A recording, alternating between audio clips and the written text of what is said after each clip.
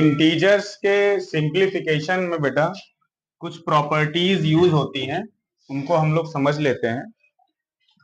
ठीक है, पहला है कम्यूटेटिव। क्या होता है, मान लो हम लोग किसी दो नंबर की बात करते हैं, 3 और 2 की, तो 3 + 2 की वैल्यू कितनी आएगी? 5 आएगी। अब अगर इसको पलट के ऐड किया जाए बेटा, यानी कि ऑर्डर बदल दिया जाए, पहले 2 फिर 3 ऐड करेंगे तो कितना आएगा? 5 आएगा। कम्यूटेटिव प्रॉपर्टी मतलब ये होता है कि कोई भी दो नंबर जिनको ऐड करें, चाहे जिस ऑर्डर पे, चाहे पहले बड़ा नंबर लिखें उसके बाद छोटा नंबर, या पहले छोटा नंबर उसके बाद बड़ा नंबर, ऐड होने पे वैल्यू सेम आती है, तो इसको बोलते हैं कम्यूटेटिव प्रॉपर्टी। तो इसको डायरेक्टली ऐसे 3 + 2 = 2 + 30, ये कम्यूटेटिव प्रॉपर्टी ऐड होने पे लगती है। कोई भी नंबर हो, कोई भी नंबर अगर उनको हम ऐड कर रहे हैं तो उनको किसी भी ऑर्डर में ऐड कर सकते हैं, पहले बड़ा नंबर लिख के छोटा नंबर ऐड करें, या छोटा फिर बड़ा। ठीक इसी तरीके से कम्यूटेटिव प्रॉपर्टी बेटा, ठीक इसी तरीके से कम्यूटेटिव प्रॉपर्टी मल्टीप्लाई में भी होती है। यानी आप देखो यहां ध्यान से, 5 × 2 करें या 2 × 5 करें, वैल्यू सेम आएगी। 5 × 2 की वैल्यू कितनी आएगी? 10। 2 × 5 की वैल्यू कितनी आएगी? 10। तो कम्यूटेटिव प्रॉपर्टी क्या बताती है कि दो नंबरों के ऐड करने या दो नंबरों के मल्टीप्लाई करने में वैल्यू सेम आएगी, चाहे किसी भी नंबर को पहले चाहे किसी भी नंबर को बाद में लिखें। ठीक है, जैसे एग्जाम्पल के तौर पर एक नंबर और ले लेते हैं बेटा, -3 × -6 -6 × -3। आप देखोगे दोनों का आंसर 18 आएगा, है ना? तो ध्यान से समझिएगा, कम्यूटेटिव प्रॉपर्टी दो नंबरों के एडिशन और मल्टीप्लिकेशन, यानी कि जोड़ने और मल्टीप्लाई, गुणा करने पे लगता है।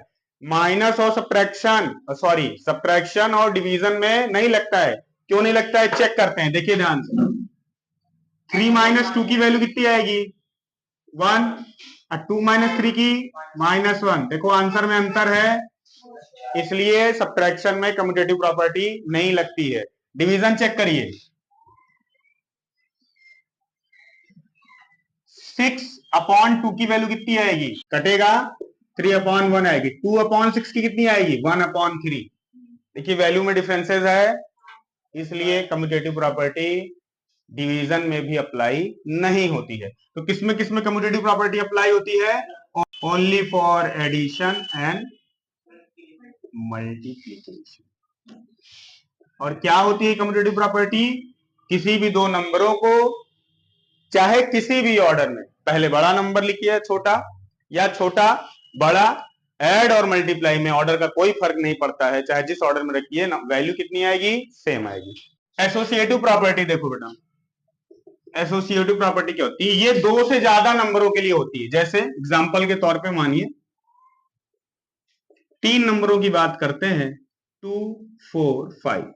अब जरा ध्यान से देखिएगा, अगर हम 2 को बाहर रख दें, पहले 4 और 5 को ऐड करें, या हम ऐसा करें कि पहले 2 और 4 को ऐड कर लें फिर 5 को ऐड करें, जरा आंसर चेक करते हैं।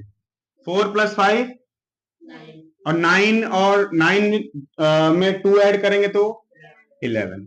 अब जरा यहां चेक करते हैं, 2 + 4 6, 2 + 4 6, और 6 और 5 11। तो एडिशन में एसोसिएटिव प्रॉपर्टी भी लगती है बेटा। एसोसिएटिव प्रॉपर्टी क्या होती है? मतलब दो से ज्यादा अगर इंटीजर्स हैं तो किसी दो इंटीजर को एक साथ रख लीजिए ब्रैकेट में, उससे कोई फर्क नहीं पड़ता है। बात समझ रहे हो? साइन नहीं बदलना चाहिए। अगर प्लस यहां है सब में, तो यहां भी सब में प्लस हो, ऐसा ना हो कहीं माइनस होने से लग जाए, वो नहीं होगा। तो साइन सेम होनी चाहिए। किसी भी नंबर को किसी भी ऑर्डर में रखो, वैल्यू क्या होगी? सेम आएगी। इसका एक और एग्जाम्पल देखते हैं, यहां समझिए। 7, देखो 2 + 3 कितना होगा? 5, और 5 में 7 ऐड करेंगे कितना आएगा? 12। अब जरा इसका ब्रैकेट चेंज करते हैं,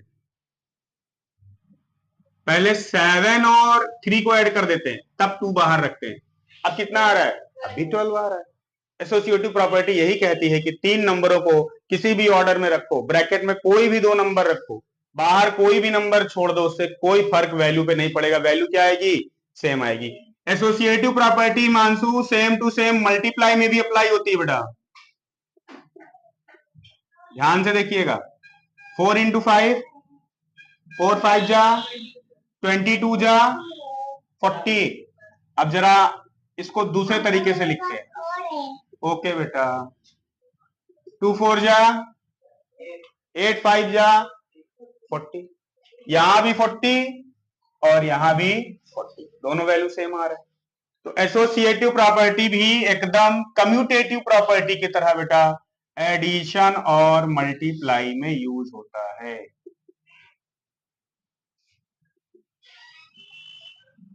इसको डिवीजन और सब्ट्रैक्शन में यूज नहीं करेंगे, क्यों? क्योंकि वैल्यू चेंज हो जाएगा, है ना। एडिशन और मल्टीप्लिकेशन में क्यों यूज हो रहा है? क्योंकि वैल्यू सेम रह रहा है। कौशल यहां देखो ध्यान से, 7 इंटू 2 इंटू 3 3 इंटू 2, चेक करते हैं इसको कौशल। 2 3 जा 6, 6 7 जा 42। यहां देखिए 7 3 जा 21, 21 2 जा 42। नोट करिए। एक चीज और देख लीजिए, इसके बाद नोट करिए। एडिटिव आइडेंटिटी, मल्टीप्लिकेटिव आइडेंटिटी बहुत सिंपल है। आइडेंटिटी का क्या नहीं बंद हो रहा है बेटा? अच्छा कर रहे हैं।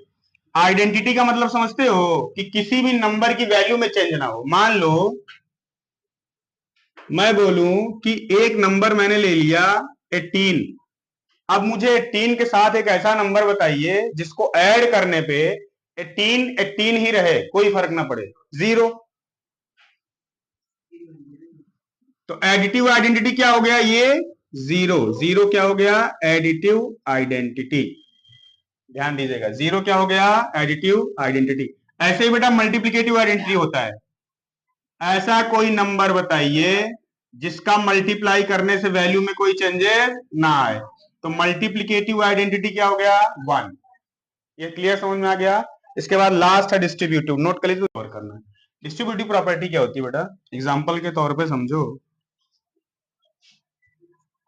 से मान लो कि एक नंबर ब्रैकेट के बाहर है और अंदर दो नंबर इस तरीके से ऐड है, तो ए क्या होगा? अंदर दोनों में डिस्ट्रीब्यूट हो जाएगा, ए इंटू बी प्लस ए इंटू सी, ए दोनों में डिस्ट्रीब्यूट हो जाएगा। इसी तरीके का क्वेश्चन आप लोग कर भी चुके हो। इस तरीके से क्वेश्चन दिया था, आप लोगों ने सॉल्यूशन इस तरीके से किया है, ठीक है। तो ये डिस्ट्रीब्यूटिव प्रॉपर्टी एग्जांपल के तौर पे समझिए। 36 बाहर हो, अंदर हो